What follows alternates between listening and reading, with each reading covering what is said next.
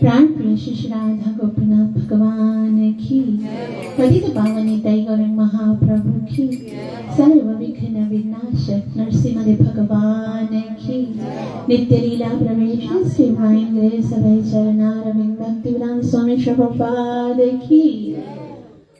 तो सबसे पहले मैं आभार प्रकट करती हूँ इन सब भक्तों का जिन्होंने मुझे ये अवसर प्रदान किया कि मैं भगवान की सेवा में भक्तों के मन को और कर्णों इंद्रियों को आनंद देने के लिए भगवान की कथा के विषय में कुछ कर सकूं। और हम इसी भाव से इस कथा में प्रवेश करेंगे कि जिससे हम सबके हृदय में बैठे हुए भौतिक जगत की आसक्ति समाप्त हो जाए और हम भगवान की ओर प्रेम और आकर्षण को प्रेम उत्पन्न कर सकें। तो आप सबसे निवेदन है कि अब कुछ समय के लिए पूरा ध्यान हम इस कथा को श्रवण करने के लिए, कीर्तन के लिए लगाएंगे। कुछ क्षण के लिए हरि नाम के पवित्र जप से अपनी इंद्रियों को, अपने मन को, अपनी जीवा को पवित्र करेंगे। जय राधा कुंज बिहारी,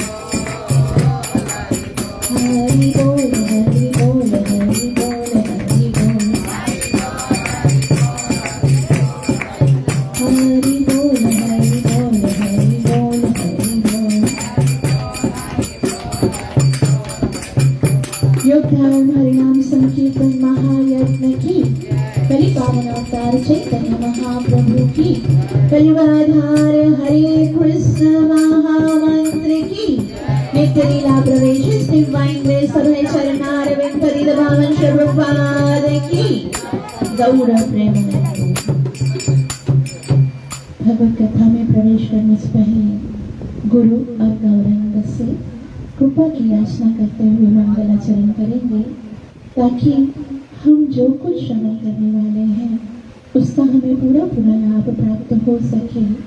जो कि है कृष्ण प्रेम की प्राप्ति। सब हाथ जोड़े, नेत्र बंद करें और मंगलाचरण करें। ओम अज्ञानतिमिरन्धस्य ज्ञानाञ्जनशलाकया चक्षुरुन्मीलितं येन तस्मै श्रीगुरुवे नमः। श्रीचैतन्यमनोभीष्टं स्थापितं येन भूतले स्वयं रूपः कदा मह्यं ददाति स्वपदान्तिकं। वन्देऽहं श्रीगुरुः श्रीयुतपदकमलं श्रीगुरुन् वैष्णवांश्च। श्रीरूपं साग्रजातं सहगण रघुनाथं वितं तं सजीवं साद्वैतं सावधूतं परिजनं सहितं कृष्ण चैतन्यदेवं श्रीराधा कृष्णपादां सहगणा ललिता श्रीविशाखान्वितांश्च। हे कृष्ण करुणा सिन्धु दीनबन्धु जगत्पते गोपेश गोपिकान्ता श्रीराधाकान्त नमोस्तुते। तप्तकाञ्चन गौराङ्गे राधे वृन्दावनेश्वरी वृषभानुसुते प्रणमामि हरिप्रिया। वाञ्छाकल्पतरुभ्यश्च कृपासिन्धुभ्य एव च पतितानां पावनेभ्यो वैष्णवेभ्यो नमो नमः। श्रीकृष्ण चैतन्य प्रभु नित्यानन्द श्री अद्वैत गदाधर श्रीवासदि गौरभक्तवृन्द। हरे कृष्णा कृष्ण कृष्ण हरे हरे हरे राम राम राम हरे हरे। ग्रंथ श्रीमद् भगवद गीता मात की। जैसा कि आप सब जानते हैं कि इस समय पितृपक्ष श्राद्ध का समय चल रहा है जो भाद्र पक्ष में आता है। तो कुछ लोगों का ये विचार होता है कि भाई हमें श्राद्ध करने की तो ज़रूरत नहीं है, क्योंकि जिसकी मृत्यु हो गई वो तो ना जाने कहाँ चला गया होगा, पता नहीं। वो हम किसी को खिलाएंगे ब्राह्मण को तो उसको क्यों और कैसे पहुंच सकता है ना।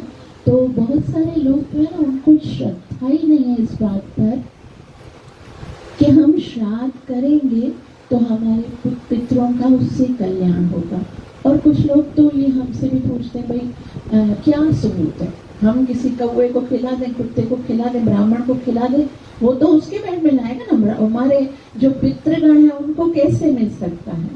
तो ऐसा नहीं होता है कि हमने कभी देखा हो कि हमारे कोई पेरेंट्स हो, जैसे किसी के माता पिता हैं, वो किसी फॉरेन कंट्री में जाते हैं तो फिर उनको वहाँ पर अगर पैसों की ज़रूरत पड़ती है, जैसे कुछ पैसे वो लेकर गए हों लेकिन उनको अगर ज़रूरत पड़ती है तो क्या इस भौतिक जगत में ऐसा कोई मनी ऑर्डर सिस्टम नहीं है कि यहाँ से पोस्ट किया जाए तो वहाँ पर मिल जाए, है ना। ऐसे तो अलग अलग जगहों पे यहाँ भौतिक जगत में भी ऐसे सिस्टम्स में आज तो हम यहाँ पर भी देखते हैं, कोई चीज़ परचेज करनी होती है तो पैसे नहीं लेके जाते, हम लोग जीपे कर देते हैं या फिर है ना वो जो है ना क्या क्या करते हैं उसके अलावा इस पाकिस्तान क्या करते हैं, इजी पैसा लोड कर देते हैं। हाँ, हम लोग वहाँ इंडिया में जीपे कर देते हैं। तो अलग अलग तरीके से कैश तो ट्रांसफर कर सकते हैं ना, हम लोग देते यहाँ मोबाइल में है और वहाँ पर मिल जाता है, ऐसा होता है ना। तो जब इस भौतिक जगत में भी ऐसा सिस्टम चल सकता है तो क्या भगवान के धाम में ऐसा कोई सिस्टम नहीं चल सकता। ऐसे हम बताते हैं कि अगर यहाँ पर कोई पुण्य करता है तो उसके पितरों को भी उसके पुण्य का भाग मिलता है, शास्त्रों में ऐसे बताया। कोई भी पुण्य आप करते हो, उसी तरह से अगर परिवार में कोई पाप भी करता है तो उसका भी दंड पितरों को मिलता है। इसके बहुत ही सुंदर है ना उदाहरण मिलते हैं शास्त्रों में भी कि अगर यहाँ पर जैसे उनके संतान होती है, यहाँ पर अगर कोई पुण्य करती है तो अगर पितरों की अधोगति हो गई, अधोगति मतलब अगर उनका मरने के बाद उनको कोई निकृष्ट योनि, अगर प्रेत की योनि भी मिल जाती है तो भी उसका उद्धार किया जा सकता है उसकी संतान के द्वारा भक्ति मार्ग पे चलकर। इस बहुत सुंदर शास्त्रों में कथाएं भी आती हैं, जैसे हम भागवतम के महात्मा में भी सुनते हैं कि धुंधुकारी जो कि बहुत ही अपराधी था, वो बहुत ज्यादा अपराध करता था, उसने बहुत सारे अपराध किए और उनका एक भाई था, आत्मदेव ब्राह्मण के 2 पुत्र थे, गौकर्ण और धुंधुकारी। बहुत बड़ी कथा है, लेकिन उसमें ये धुंधुकारी की मृत्यु के बाद जब वो प्रेत बन गया तो फिर आकाशवाणी हुई। प्रेत बनने के बाद, हालांकि वो जो धुंधुकारी है वो प्रेत बन गया था और उसका भाई जो था गौकर्ण, वो गया में जाकर उसका श्राद्ध करके गया, फिर भी उसकी मुक्ति नहीं हुई। मुक्ति नहीं हुई तो कहा गया, आकाशवाणी हुई कि इसके लिए कुछ पुण्य, ये गया में श्राद्ध करने से इसका उद्धार नहीं हुआ, कुछ और कीजिए, कुछ और एक्स्ट्राऑर्डिनरी पुण्य होना चाहिए, सत्कर्म होना चाहिए। तो पूछा कि क्या पुण्य कर्म करना चाहिए। तो उसके बाद जो उनके भाई हैं गौकर्ण, उन्होंने सूर्यदेव भास्कर की तपस्या की। सूर्यदेव कौन है? सूर्यदेव हमारी परंपरा के प्रथम शिष्य हैं। भगवान श्री कृष्ण भगवत गीता के 4थे अध्याय में अर्जुन से कहते हैं, अर्जुन जो मैं ज्ञान तुम्हें बता रहा हूँ ये मैंने सबसे पहले सूर्यदेव को सुनाया था। एवं विवस्वते योगम प्रोक्तवानहमव्ययम् विवस्वान् मनवे प्रभु मनोरीक्षवा कवे ब्रवीत्। तो ये जो एवं परंपरा प्राप्तम एवं राजर्षयो विदु, ये जो भगवत गीता की परंपरा है वो सूर्यदेव से भगवान ने प्रारंभ की। तो सूर्यदेव से जाके पूछते हैं गौकर्ण महाराज कि मुझे क्या करना चाहिए। तब सूर्यदेव उन्हें बताते हैं कि तुम्हारे भाई का यदि तुम्हें उद्धार करना है तो उसके लिए तुम्हें भागवत कथा करनी पड़ेगी। जब भागवत कथा करोगे, उसको वो श्रवण करेंगे, उसके बाद ही उनका उद्धार होगा। तो फिर पता है क्या हुआ, फिर गौकर्ण महाराज ने भागवत कथा का आयोजन किया और सारे जितने भी वहाँ के लोग थे उन सबको बोला कि मेरे भाई प्रेत बन गए ना, उनके लिए भागवत कथा करो, आप सब भी आइए। अब क्या हुआ, 7 दिन तक भागवत कथा हुई और उसके बाद 7 दिन के बाद आकाश से एक विमान आया और विमान आया तो जो धुंधुकारी अभी प्रेत योनि में था, राक्षस योनि में था, वो चतुर्भुजी स्वरूप धारण किया। उसके हाथ जैसे विष्णु भगवान का कैसा स्वरूप होता है, ऐसे स्वरूप धारण करके उस विमान में बैठा और वो विमान ऊपर जाने लगा। तो कितनी सुंदर कथा है ना। लेकिन उसके बाद पता है क्या हुआ, बाकी जितने लोग बैठे थे ना वो सब विमान को पकड़ लिए। बोले ये क्या बात हुई, कथा तो हमने भी सुनी, विमान खाली एक आया, उसके लिए हमारे लिए भी तो विमान आना चाहिए था ना। हमने भी कथा सुनी, उसने भी कथा सुनी है, तो ये तो अनजस्टिस है ना, हमारे लिए क्यों नहीं विमान आया। तो फिर उस समय दोबारा से आकाशवाणी हुई कि विमान उसी के लिए आता है जो कि पूरे ध्यान से कथा सुनता है, हर किसी के लिए। क्योंकि हमारे पास क्या होता है, मन होता है ना, शरीर बैठा होता है, मन कोई वहां लगा हुआ है, कोई वहां लगा हुआ है, कोई वहां लगा हुआ है, हम पूरा कंसंट्रेट नहीं कर पाते हैं। शास्त्र जो कथा चल रही होती बस ऐसा लग रहा है ठीक है, थोड़ा सुना थोड़ा नहीं सुना ऐसे। लेकिन वो बेचारा तो प्रेत था, अपनी योनि से बहुत दुखी था, तो पूरा ध्यान से कथा सुनी। तो इसके लिए उनके लिए विमान आया। फिर गौकर्ण महाराज ने कहा कि भाई अब तो तुम लोगों ने तो कथा सही तरह से सुनी नहीं थी, तो इसके लिए तुम्हारा तो लॉस हो गया। फिर सब लोगों ने हाथ जोड़ से उनसे प्रार्थना की कि एक बार वापस से आप कथा करो, 7 दिन की कथा वापस से रिवाइंड करो। तो उन्होंने वापस से 7 दिन की कथा की और उसके बाद ऐसा बताया जाता है शास्त्रों में कि जितने लोग थे उनके लिए अलग अलग विमान आए, सब लोग के लिए विमान आए और सब विमान के अंदर पड़े। इतनी विमान थे कि विमानों का ट्रैफिक जाम हो गया। लेकिन ये है कि यहाँ पर कथा एक ही बार होने वाली है, दोबारा से नहीं होगी। तो हमको ध्यान से कथन श्रवण करनी चाहिए, ताकि पता नहीं विमान तो आएगा नहीं आएगा, लेकिन भगवान की कृपा तो जरूर होगी। तो ऐसा है कि बहुत सारे लोग सोचते हैं कि जो श्राद्ध पद्धति है उसका कहीं शास्त्रों में कहा नहीं गया, बस ब्राह्मणों ने अपना बता दिया है कि भाई श्राद्ध करना चाहिए, लेकिन ऐसा नहीं है। बाकी सारे शास्त्रों में तो इसके बारे में बताया गया। इवन भगवत गीता, श्रीमद् भगवत गीता में भी अर्जुन के युद्ध ना करने के विभिन्न कारण थे। उनमें एक कारण यही था, अर्जुन कहते हैं भगवान श्री कृष्ण से कि कुलक्षये प्रणश्यन्ति कुलधर्मा सनातना धर्मे नष्टे कुलं कृष्णं अधर्मोऽभिभवत्युत। अर्जुन कहते हैं कि कुलक्षय, हमें कुल का नाश करूंगा तो कुल की जो धर्म, कुल का जो इतने समय से चलता आ रहा जो धर्म है सनातन, वो सब समाप्त हो जाएगा। और अगर धर्म समाप्त हो जाएगा तो अधर्माभिभवत्, तो उसके बाद क्या होगा, अधर्माभिभवात् कृष्ण प्रदुष्यन्ति कुलस्त्रिय स्त्रुषि दुष्टा सुभाषणय जायते वर्ण संकरा। स्त्रियां दूषित हो जाएंगे और वर्ण संकर उत्पन्न हो जाएंगे, और जो वर्ण संकर उत्पन्न हो जाएंगे उसका सबसे बड़ा जो दुष्परिणाम निकलेगा वो क्या निकलेगा, वो भगवान को अर्जुन कहते हैं। क्या कहते हैं, सब मेरे साथ पढ़िए। संकरो नरकायैव कुलज्ञानां कुलस्य च पतन्ति पितरो ह्येषां लुप्तपिण्डदको क्रिया।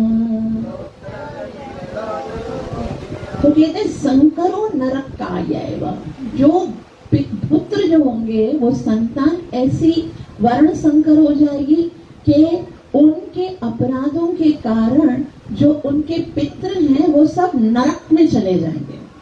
और कुलज्ञानम कुलस्य च, क्योंकि वो कुल की रीति रस्मों को जो है ना वो फॉलो करेंगे नहीं, वो श्राद्ध पिंड दक क्रिया वो सब नहीं करेंगे। इसके कारण पतंती पितरो ह्येषां, उनके जो पितृगण हैं वो सब उनका पतन हो जाएगा। मतलब भगवान यहाँ अर्जुन के द्वारा हमें ये बताना चाह रहे हैं कि हम सब संतानों के ऊपर ये एक कर्तव्य है कि हमें श्राद्ध करना चाहिए, पिंडोदक क्रिया जो है वो जरूर करनी चाहिए। जिस तरह से पितृ जो होते हैं और जो पुत्र जो होता है, पुत्र का मतलब ये होता है कि वो संतान जो अपने पितरों को नरक में जाने से बचा सके। तो वो कैसे बचाएगी, जब उनके लिए श्राद्ध करेगी। तो श्राद्ध का वैसे मतलब क्या होता है, श्राद्ध जो शब्द है वो भी दो लफ्जों से बना हुआ है। मतलब श्रद्धा से की हुई कोई विधि है जिसको श्राद्ध किया। श्रद्धा का क्या मतलब है, मतलब आपको दिखाई नहीं दे रहा है कि ऐसा हो सकता है। जैसे नॉर्मली क्या होता है, हम ब्राह्मण को भोजन खिलाते हैं तो दिखता थोड़ी है कि हमारे माता पिता को मिल रहा है, लेकिन इतना हृदय के अंदर श्रद्धा है कि इसको खिलाने से मेरे पितरों का कल्याण हो। तो ये केवल श्रद्धा की गेम है, मतलब श्रद्धा से ही हो सकता है। इसका नाम इसीलिए श्राद्ध है। तो पितृपक्ष जो है वो उसमें हमें अवश्य ही श्राद्ध करना चाहिए। वैसे कैसे होता है, हमारा जो इस पृथ्वी पर 1 साल होता है ना, वहाँ देवताओं के जहाँ पितृलोक है वहाँ पर वो 1 दिन होता है। तो हमको लगेगा भाई एक बार खाना खिलाने से उनका साल का कैसे भर जाता है। तो ऐसा होता है कि उनका यहाँ का 1 साल होता है, वहाँ का 1 दिन होता है। और ये जो समय होता है, जैसे भाद्र मास की पूर्णिमा से लेकर अमावस्या तक, ये जो 15 दिन का समय होता है वो उनका लंच टाइम होता है। ठीक है, अब लंच टाइम पर हमको क्या करना होता है, अपने पितरों को भोजन खिलाना होता है। तो ये समय में वो सब तैयार होके बैठे होते हैं कि अभी हमारे पुत्रगण जो है वो हमें भोजन खिलाएंगे। तो वो बिल्कुल है ना, पितृपक्ष में 15 दिन में श्राद्ध का विधान इसीलिए है कि उनके भोजन का टाइम है, फिर बस वो लंच ही करते हैं, मतलब उनका ब्रेकफास्ट, और वहाँ जैसे हमारे यहाँ पर 3 बार खाते हैं ना, वहाँ पर 1 बार ही खाते हैं। और वो समय है भाद्र मास की पूर्णिमा से लेकर अमावस्या तक। तो ये हम सब का कर्तव्य है कि इस समय हम जो है वो श्राद्ध करें, जिससे हमारे पितृ जो है वो हमें आशीर्वाद दें। श्राद्ध करने से सबसे ज्यादा लाभ क्या होता है कि हमें पितरों का आशीर्वाद मिलता है, क्योंकि हमारे ऊपर ना कुछ ऋण होते हैं। ऋण समझते हैं ना, कर्जा होता है। जैसे अगर वो ऋण नहीं चुकाते हैं तो फिर हमारे ऊपर कष्ट आता है। तो इसलिए हमको ऋण ये चुकाना, ये पितरों का ऋण होता है। पितरों का जैसे देवताओं का ऋण होता है, ऋषियों का ऋण होता है, भूतों का ऋण होता है, उसी तरह से पितरों का भी ऋण होता है। देवताओं का ऋण हम कैसे चुकाते हैं? जब हम देवताओं को है ना प्रणाम करते हैं, उसे देवताओं का ऋण चुकता है। और ऋषियों का ऋण कैसे चुकाते हैं? जब हम शास्त्रों का अध्ययन करते हैं, जब हम शास्त्र पढ़ते हैं तो ऋषियों का ऋण चुकाते हैं। और इसके अलावा अलग अलग प्राणी जो होते हैं उनका ऋण कैसे चुकाते हैं? हर प्रकृति की हर एक वस्तु जो है वो हमें कुछ दे रही होती है। अगर पशु हमें क्या देते हैं, जैसे दूध देते हैं, है ना, दूध पीते हैं हम लोग, वो पशुओं से आता है। और इसके अलावा जो अन्न उगता है वो भी बेल, जब ना खेती करते हैं उससे आता है। और इसके अलावा जो दूसरे पशु होते हैं, जैसे कोयल है, तोता है, वो मीठी मीठी आवाज करते हैं, वो भी हमें हमारे लिए रिलैक्सिंग होता है।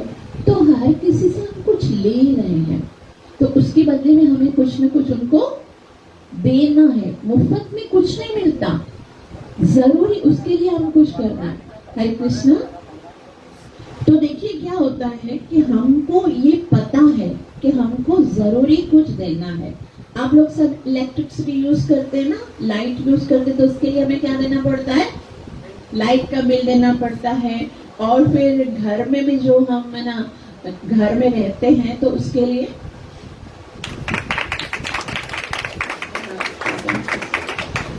तो घर के लिए अगर हमारा रेंट का घर है तो हमें उसके लिए किराया देना पड़ता है, बिजली का बिल है, पानी का बिल है। और सोसाइटी में जिसमें हम रहते हैं उसमें मेंटेनेंस भी देना होता है ताकि हमारा जो सोसाइटी है वो मेंटेन रहे। उसके अलावा कई सारे टैक्स देते हैं ना लोग, गवर्नमेंट का टैक्स भी देते हैं, हम इनकम टैक्स देते हैं। और बहुत सारे अभी जब हम गाड़ी चलाते हैं ना रोड पर, तो उसके लिए भी हमको टोल टैक्स देना पड़ता है ना। कितना सब जो भी हम कर रहे हैं उसके लिए हमको कुछ ना कुछ पे करना पड़ता है। अगर नहीं करेंगे तो फाइन लगने वाला है हमको। उसी तरह से हमने पितरों से बहुत कुछ प्राप्त किया है। पितरों से हमें क्या मिला है?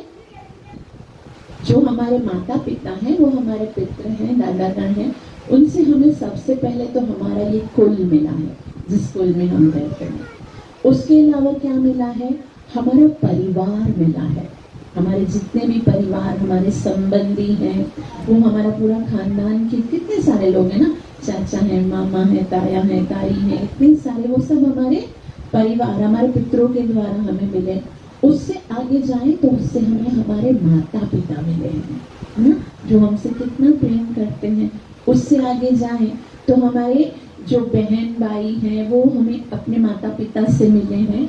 और अगर उससे भी आगे जाएं तो हमारा ये शरीर मिला है ना। हमारे माता पिता ने कितना कष्ट सहा होगा उस समय। कोई ऐसा होता है ना, जब बच्चा गर्भ में होता है तो माता पिता को कितना कष्ट सहना पड़ता है। हम सब उसी स्थिति से होकर आए ना। ऐसा तो कोई भी नहीं है जो बगैर माता के गर्भ में गया हुआ खुद ब खुद बड़ा बड़ा होके जन्म लिया हो, आसमान से टपका, ऐसा तो कोई नहीं है। हम सब ऐसे ही एक दिन माँ के गर्भ में थे, फिर छोटे से थे, फिर उस समय जब जन्म लिया तो माता पिता ने एक एक दिन कितना मुश्किल से काटा होगा, है ना। जब हमको कोई बीमारी हो जाती होगी, जब कोई कष्ट होता होगा, तो जिस तरह से हम आज अपने बच्चों के लिए कितना केयरी होते हैं, कितना उनको ख्याल रखना पड़ता है, उनकी स्कूल, उनकी ट्यूशन, उनका ड्रेस, उनकी हर चीज के लिए हम सोचते हैं। तो जब हम छोटे होते थे तो हमारे माता पिता ने हमारे लिए ये सब किया होगा, तो इतना सब उन्होंने किया, तो उसके लिए हम चाहे कुछ भी करें ना, उनका ऋण नहीं चुका सकते। एक रात का भी माता के जागने का जो ऋण है वो हम चुका नहीं सकते हैं। तो जितना समय वो हमारे साथ रहते हैं ना, हमें उनका आदर करना चाहिए, उनकी बात माननी चाहिए, आज्ञा का पालन करना चाहिए। क्योंकि अगर उस समय जब जन्म दिया था, हम रो रहे थे, माता ने यदि प्रेम से हमें गोद में उठाकर दूध नहीं पिलाया, बोला रोता रहे नहीं पिलाना है मुझे, तो आज हम लोग जिंदा ही नहीं होते वाले। वो अपनी सारी तकलीफों को भूल कर केवल हमें बड़ा करने के लिए, हमें सुरक्षित रखने के लिए।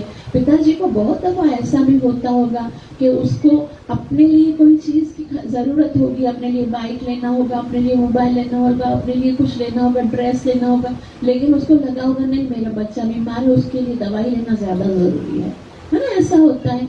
तो फिर उन्होंने अपनी बहुत सारी खुशियों को त्याग कर हमें सुखी रखने के लिए बहुत कुछ सेक्रीफाई किया है।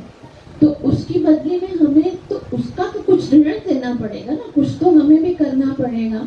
तो फिर हमें क्या करना होता है, जब तक जीवित रहते हैं वो, तो उनकी आज्ञा का पालन करना होता है। और भगवान बहुत खुश होते हैं। संसार में जब हम माता पिता की आज्ञा का पालन करते हैं तो भगवान वो इतने खुश होते हैं कि बगैर बुलाए आ जाते हैं। आपको पता है महाराष्ट्र में एक स्थान है, बहुत सुंदर है, उसका नाम है पंढरपुर। पंढरपुर में एक बहुत अच्छे नारायण भक्त होते थे जिनका नाम था पुंडलीक। तो वो अपने माता पिता की इतनी सेवा करते थे, इतनी सेवा करते थे, इतनी सेवा करते थे कि जब तक उनके माता पिता को वो चरण दबा के सुला नहीं देते थे तब तक वो सोते नहीं थे, उनका नियम था। तो वो रोजाना रात को ऐसे ही करते, लेकिन साथ में वो भगवान के भक्त थे।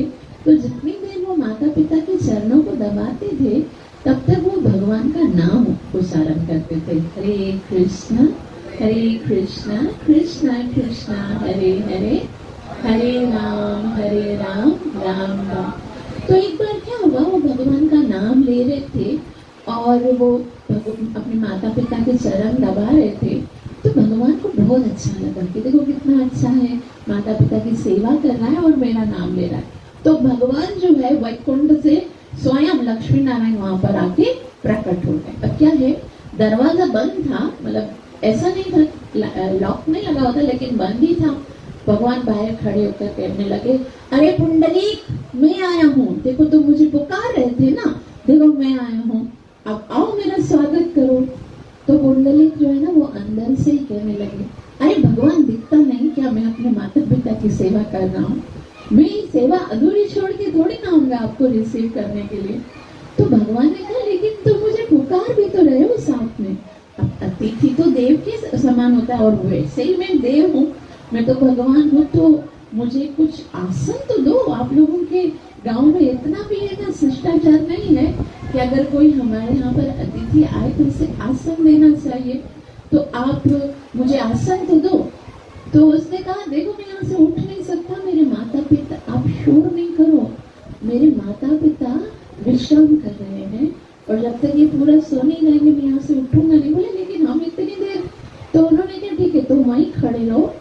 उनके पास ना एक ईंट रखी थी, ईंट बोलते हैं ना, ब्रिक होती है, आप लोग ईंट ही बोलते गुजराती में, हाँ, वो ईंट को उसने ऐसे फेंका, बोला ये लो इसके ऊपर बैठ जाओ, जैसे हम लोग चौकी पे बैठते हैं ना जो, तो उसे रखी और ईंट फेंकी। तो उस पर भगवान ने कहा चलो ठीक है, अब जब तक इसकी सेवा पूरी नहीं होगी तब तक तो ये बुलाएगा नहीं। तो उधर ही ना ईंट के ऊपर भगवान ऐसे खड़े रहे। और आज आप अगर जाओगे ना, कभी भगवान ने अवसर दिया, भगवान ने भारत जाने का, तो महाराष्ट्र में आप पंढरपुर जाओगे ना, वहां पर आज भी भगवान की वही विग्रह स्थापित है जिनको विठ्ठल कहा जाता है। क्या कहा जाता है? विठ्ठल। और वहां पर महाराष्ट्र में ईंट जो होती है उसको विठ बोलते हैं, इसलिए क्योंकि भगवान विठ के ऊपर खड़े हुए हैं, इसलिए उनका नाम हो गया विठ्ठल, इसलिए वो उनको विठ्ठल ही पुकारते हैं।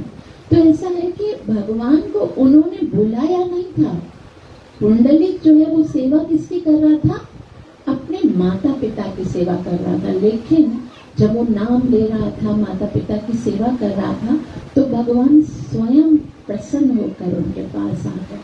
तो उसी तरह से जैसे मैंने आपको कहा कि हमको हर किसी चीज का मोल चुकाना होता है, उसी तरह से हमको अपने माता पिता की सेवाओं के बदले में भी कुछ करना है। ये अलग बात है कि उनकी सेवा का मोल किसी कीमत पर भी नहीं चुक सकता, लेकिन हमें कुछ करना है। लेकिन कुछ लोग ऐसे होते हैं, वो बाकी सारे कार्य तो करने के लिए तैयार होते हैं, बिल भी देना है, टैक्स भी देना है, किराया भी देना है, वो सब देना है, लेकिन जब श्राद्ध की बात आती है तब बोलते नहीं भाई इसके लिए टाइम नहीं है हमारे पास, कौन जाए ब्राह्मणों के लिए, कौन करेगा ये। तो उनको लगता है कि ये बहुत ही अननेसेसरी है, मतलब जरूरी नहीं लगता है उनको, लेकिन वास्तव में ये बहुत ज्यादा जरूरी है। आपको एक बात मैं बताऊं कि वैसे तो देव ऋण भी होता है, लेकिन देव यज्ञ अगर आप नहीं करोगे ना, देवताओं के लिए अगर आप कार्य नहीं करोगे, कुछ कर्म देव कर्म होते हैं, वो नहीं करोगे, जैसे सूर्य देव को पानी डालना, शिव जी को अर्घ देना, ये नहीं करोगे ना तो आपको देवता माफ भी कर देंगे। लेकिन अगर पितृ जो है उनका श्राद्ध नहीं करेंगे तो पितृ हमसे नाराज हो जाएंगे। इसलिए पितरों के लिए तो अवश्य हमें करना है, कुछ भी हो जाए टाइम निकालना है। ये जो 15 दिन है उसमें जो भी तिथि होती है हमारे पितृगण की, उसी तिथि के अंदर श्राद्ध करना चाहिए। अगर पितृ जो है वो गया राशि में चले गए हैं उसके, तो फिर हमें अमावस्या के दिन तो जरूर पितृ का श्राद्ध जरूरी करना चाहिए। इसलिए वैसे तो जो है वो पितृ के लिए श्राद्ध कौन कर सकता है इसे पूछ सकते हैं हम। तो जो बेटा होता है उसके ऊपर फर्ज होता है, जो बड़ा बेटा, अगर ज्वाइंट फैमिली में रहते हैं तो जो बड़ा बेटा होता है उसके ऊपर फर्ज होता है। लेकिन अगर ज्वाइंट फैमिली नहीं है, बच्चे जो है वो अपने अपने घर में रहते हैं, तो हर एक बच्चे को अलग अलग श्राद्ध करना चाहिए, हर बच्चे को करना चाहिए, क्योंकि माता पिता ने भी तो इंडिविजुअली सबको समय दिया है ना, सबको अलग अलग समय दिया है, तो हर बच्चे को श्राद्ध करना चाहिए। अगर बेटा नहीं है तो फिर उसकी बहू जो है वो भी कर सकती है, या फिर अगर उनका कोई सगा संबंधी है, उनकी पत्नी है, उनको करना चाहिए। अगर पत्नी भी नहीं है तो और बेटा भी नहीं है तो उनकी बेटी भी कर सकती है, उनकी बेटी भी कर सकती है, और उनके बेटी का जो बेटा है वो भी कर सकते हैं। मतलब किसी न किसी को ये रिस्पॉन्सिबिलिटी उठानी ही है। पितृगण जो है उनको श्राद्ध का भी एक समय होता है, यानी किसी भी टाइम नहीं किया जा सकता है, कोई भी कर सकता है। और सुबह 8 बजे से लेकर 1:30 बजे तक ये जो टाइम है वो श्राद्ध के लिए, तर्पण के लिए होता है। एक बार अच्छा देखो, ये मैं आपको बताऊं कि बेटी भी कर सकती है। अच्छा, इसका उदाहरण भी है रामायण में। जब जनक महाराज का श्राद्ध करना था तो उस समय भगवान श्री राम जैसे जो नाती होता है ना, दामाद होता है, वो करना चाहिए। अगर बेटा नहीं है तो दामाद भी बेटे के समान है। लेकिन उस समय श्री राम किसी कार्य से गए हुए थे। अब समय क्या था, 8 बजे से लेकर 1:30 बजे तक तो पितरों के लंच का टाइम होता है, तो उस टाइम पर हमें करना चाहिए। लेकिन अभी तक श्री राम आए नहीं थे, तो सब श्राद्ध की तैयारी हो गई थी। उस समय सीता मैया ने स्वयं, श्री राम यहाँ थे लेकिन टाइम पर पहुंचे नहीं, लेकिन सीता मैया ने स्वयं महाराजा जनक का श्राद्ध किया था। तो मतलब पुत्री भी कर सकती है। तो वैसे तो शास्त्रों में बताया गया था श्राद्ध जो है वो 5 प्रकार के होते हैं, लेकिन उनमें भी 2 प्रकार के श्राद्ध बहुत ज्यादा मुख्य हैं। एक तो होता है श्राद्ध जो होता है वो ब्राह्मण भोज होता है, कि हमको ब्राह्मण के लिए भोजन बनाना है, वो सब जानते हैं ना, ब्राह्मण भोज कराना होता है। और एक श्राद्ध होता है भोजन का, और दूसरा श्राद्ध होता है भजन का। मतलब भोजन में क्या होता है कि हमको कुछ ब्राह्मणों को, जो भी ऐसा कहा भी जाता है कि जो हमारे पिताजी को, हमारे पितरों को पसंद है, उसमें जो चीज आप बना सकते हो। जैसे हमारी जो स्थिति है, हमारी जो मतलब जितना हमारे इनकम है या जो हमारे पास परिस्थिति है उसके अनुसार जो भी हम अच्छा बना के भोजन वो ब्राह्मण को देना चाहिए, और भोजन के साथ कुछ मिठाई मीठा उसको बना के देना चाहिए। उसके बाद कपड़े या फिर दान, जितना भी आपकी स्थिति है उसके अनुसार देना चाहिए। और उसको कैसे करना चाहिए, वो प्रसाद बनाकर उसको पहले भगवान को ऑफर करना चाहिए, जरूरी है। क्योंकि जो सच्चा ब्राह्मण होगा ना, वो वैसा अन्न कभी नहीं खाएगा जो कि भगवान ने खाया नहीं होगा। पहले भगवान को ऑफर करना चाहिए, और फिर भगवान को ऑफर करने के बाद ब्राह्मण को खिलाना चाहिए। उसके बाद भी उसके 3 हिस्से बताए गए हैं कि भाई गाय को खिलाना चाहिए, कौवे को खिलाना चाहिए या कुत्ते को खिलाना चाहिए। तो ये एक रूल है।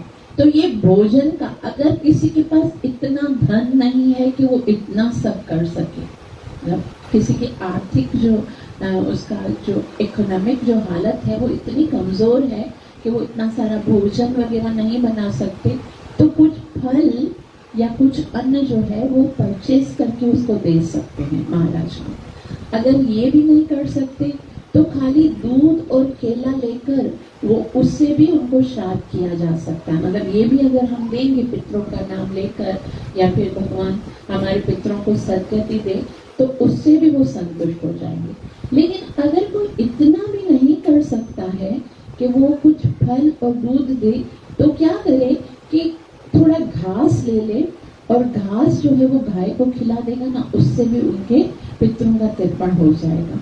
लेकिन अगर वो ये भी नहीं कर सकता है, अगर उसके पास कुछ भी नहीं है करने के लिए, इतना दरिद्र है, तो और कुछ ना करे, थोड़ा पानी जो है वो नदी में डालकर उससे भी वो पितरों का तर्पण कर सकता है।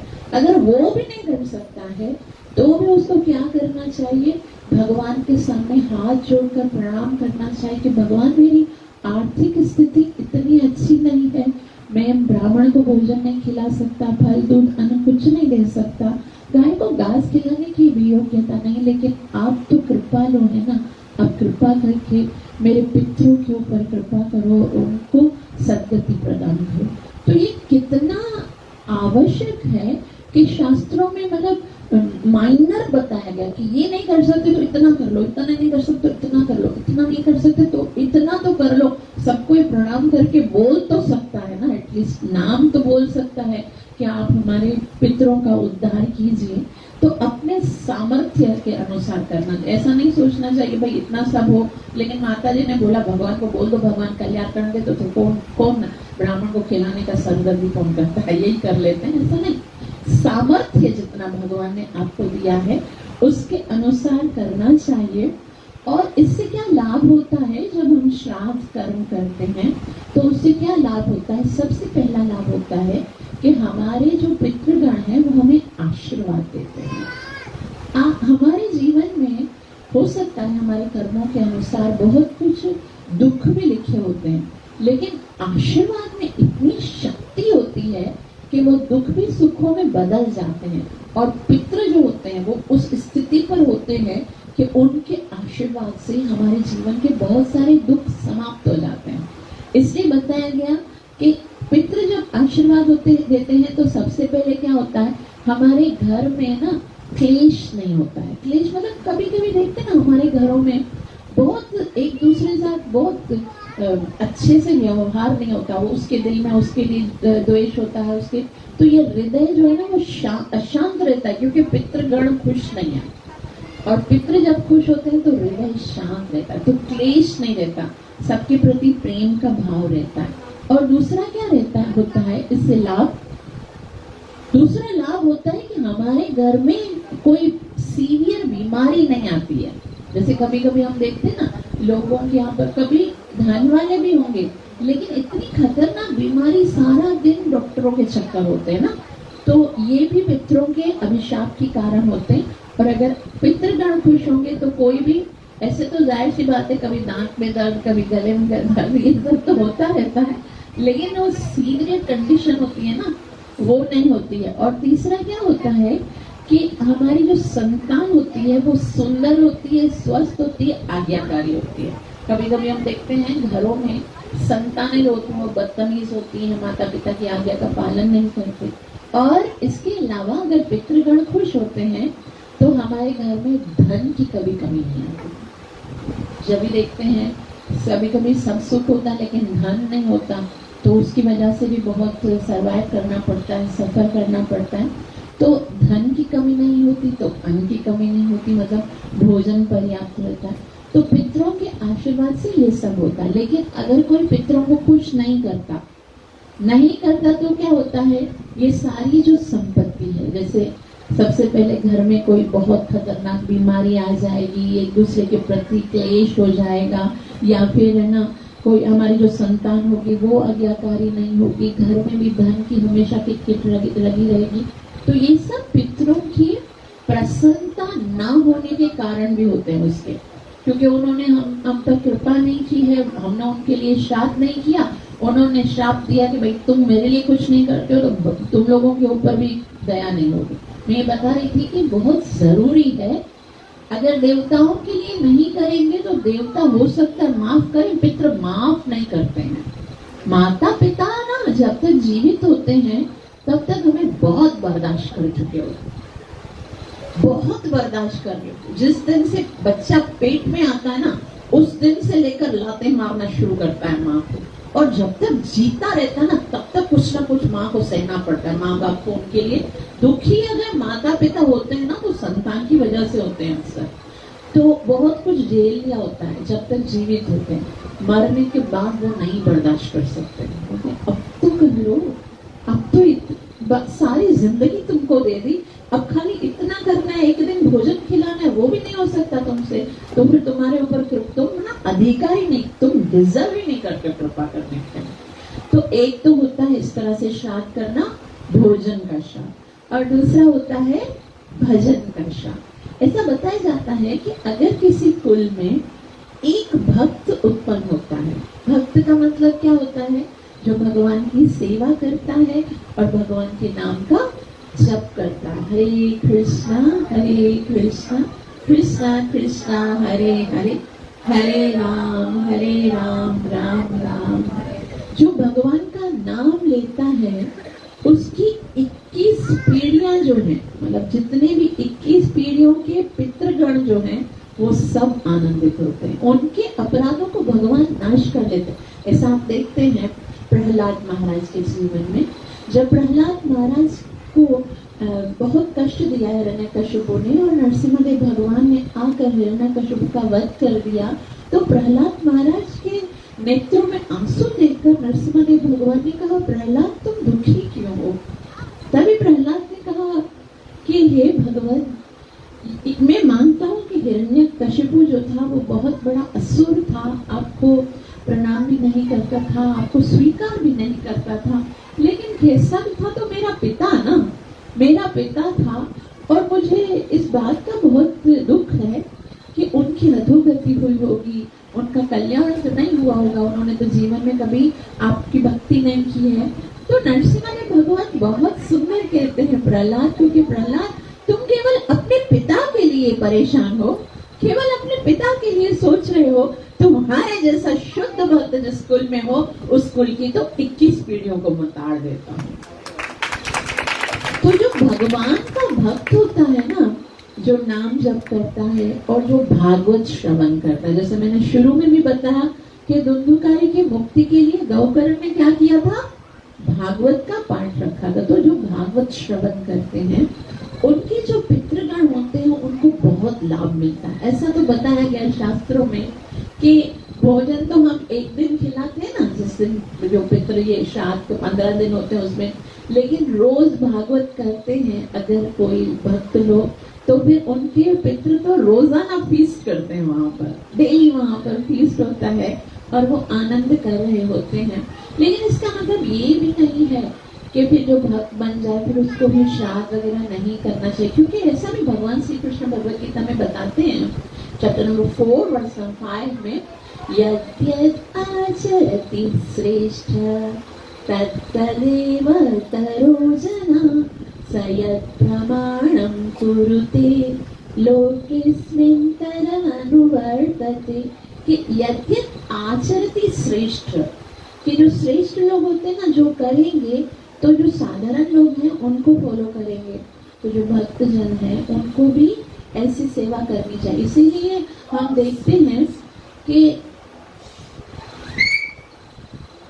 अद्वैताचार्य कि हमारे जो पंच तत्व हैं उनमें अद्वैत आचार्य है ना। हम जब मंत्र पढ़ते हैं ना, माला करते हैं ना, माला से पहले पंच तत्व पढ़ते हैं। पंच तत्व मंत्र में क्या पढ़ते हैं? जय श्री कृष्ण चैतन्य प्रभु नित्यानंद श्री अद्वैत। अद्वैत आचार्य को जब अपने पितरों का श्राद्ध करना था तब उन्होंने भी हरिदास ठाकुर जी को बुलाया था। अभी देखो इतने महान भक्त हैं, वो तो ये सोच सकते थे भाई मैं तो सारा दिन भागवत पढ़ता रहता हूँ, मैं तो नाम जप करता रहता हूँ, तो मुझे तो जरूरत नहीं है। लेकिन वो भी हमें सिखाने के लिए वो भी श्राद्ध करते हैं। यहाँ तक कि चैतन्य महाप्रभु ने भी श्राद्ध किया। चैतन्य महाप्रभु जब हरिदास ठाकुर की का देह जब वो त्यागते हैं तब उनके लिए चैतन्य महाप्रभु श्राद्ध करते हैं। और भगवान श्री कृष्ण स्वयं जब महाभारत का युद्ध समाप्त होता है तो कितने सारे कौरवों की मृत्यु होती है। फिर कुंती महारानी और 5 पांडवों को लेकर भगवान श्री कृष्ण गंगा जी के किनारे पर जाते हैं और एक एक कुल के जो व्यक्ति हैं उनका नाम लेकर उनके लिए तर्पण करते हैं। तो इनसे हमें ये सीखना चाहिए। भगवान श्री राम जब जंगल में जाते हैं, वनवास में होते हैं, तो वो जो सब जब सुनते हैं कि उनके पिताश्री जो दशरथ महाराज हैं उनका देहांत हो गया है, तो फिर वो भगवान श्री राम है। भक्त की बात नहीं कर रही थी कि भक्तों से तो भगवान प्रसन्न है, लेकिन वो तो स्वयं भगवान है। भगवान के पिता को मोक्ष के लिए क्या तर्पण की जरूरत होगी, लेकिन वो भी संसार को दिखाने के लिए, क्योंकि वो मर्यादा पुरुषोत्तम है, इसलिए वहां पर वन में वो अपने पिता के लिए वो तर्पण करते हैं, पिंड दान करते हैं। फिर क्या होता है कि उस समय जब महाराजा दशरथ उनकी आत्मा को पता चलता है कि मेरा पुत्र भगवान श्री राम मेरे लिए श्राद्ध कर रहा है, तो वो यज्ञ कर रहे होते हैं। तो यज्ञ के समय जो है ना, उस यज्ञ कुंड से हाथ निकलते हैं लोग कि आप भोजन खिलाना है तो खिलाओ, डायरेक्ट से मैं खाऊंगा। लेकिन उस समय जो ब्राह्मण वहां पर यज्ञ कर रहे थे, ऋषि विश्वामित्र या तो उन्होंने कहा नहीं, ये तरीका थोड़े है, जो शास्त्रों में है वो तरीका क्या है, ब्राह्मण को खिलाएंगे तो उसको मिलेगा। आप तो भगवान हो, तो आपके भगवान होने के कारण आपके पिता के हाथ आ गए, लेकिन मेरे और आपके पिता के, हम लोगों में तो इतना सामर्थ्य नहीं है। तो वो लोग देखेंगे भाई उनके पिता के हाथ आए थे तभी उनको मिला, ब्राह्मण के ऊपर विश्वास नहीं रहेगा। इसलिए डायरेक्ट से ये जो विधि जो शास्त्र में लिखी है ना, उसी को फॉलो करना पड़ेगा। यज्ञ के द्वारा अग्नि को या फिर ब्राह्मण के द्वारा जीव को खिलाया जाता है, तभी उसको प्राप्त होता है। तो यहाँ से हमें ये सीखना चाहिए कि श्राद्ध क्रिया बहुत आवश्यक है। ये इससे हमारे जीवन जो इस भौतिक जगत का जीवन है उसमें भी आशीर्वाद मिलता है। और उसके अलावा क्या होता है, जब हमारी संतान देखती है, जब हमारी संतान देखेगी ना कि हम श्राद्ध कर रहे हैं अपने माता पिता के लिए, तो फिर हम भी तो कल मरने वाले हैं ना, कल हम भी तो पितृ बनने वाले। तो उन्होंने जब देखा ही नहीं होगा तो फिर कल हमें भी नहीं मिलेगा, फिर हम लोग को भी भटकना पड़ेगा। क्योंकि संतान आज हम लोग हो सकता है हम भक्ति कर रहे हों, लेकिन पता नहीं कल क्या होगा। एटलीस्ट ये जो है ना, माता पिता का कर्तव्य है कि स्वयं भी शास्त्रों के अनुसार जिए और अपनी संतान को भी जीना सिखाएं। क्योंकि भगवान Shri Krishna Shrimad Bhagavad Gita chapter number 16 verse number 23 16वें अध्याय के 23 श्लोक में बोलते हैं कि यह शास्त्र विधि मुत्सृज्य वर्तते कामकारत न सिद्धिम् अवाप्नोति न सुखम न परां गतिम्। यह शास्त्र विधि विसृज्य, जो अपने शास्त्र के ऊपर अमल नहीं करता है और अपने मनमाने ढंग से कार्य करता है, उसे ना कभी सुख मिलेगा, ना कभी परम गति मिलेगी, और ना ही ना सुखम ना से सिद्धि, ना ही उसे कभी परफेक्शन मिलेगी। तो अगर हम चाहते हैं कि हमारे जीवन में सुख हो, आनंद हो, परम गति अंत समय में प्राप्त हो, तो हमें शास्त्रों के आदेशों का पालन करना चाहिए। और जो जो हमारे शास्त्रों में हमारे लिए आज्ञा दी गई है उनको जरूर पालन करना चाहिए। इससे हम इस संसार में भी सुखी रहेंगे और आगे हमें भगवत धाम प्राप्त करने में सरलता प्राप्त होगी। Thank you so much. आप सबने बहुत प्रेम से श्रवण किया।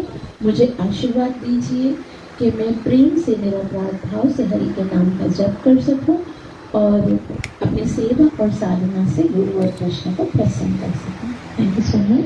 हरे कृष्णा कृष्णा कृष्णा हरे हरे, हरे राम राम राम। ग्रंथराज श्रीमद् भागवत महापुराण की, कलि पावन अवतार चैतन्य महाप्रभु की, कलियुगाधार हरे कृष्ण महामंत्र की, नित्य लीला प्रवेश श्री डिवाइन ग्रेस सदैव चरणारविंद भक्तिवेदांत स्वामी प्रभुपाद की, निताई गौर।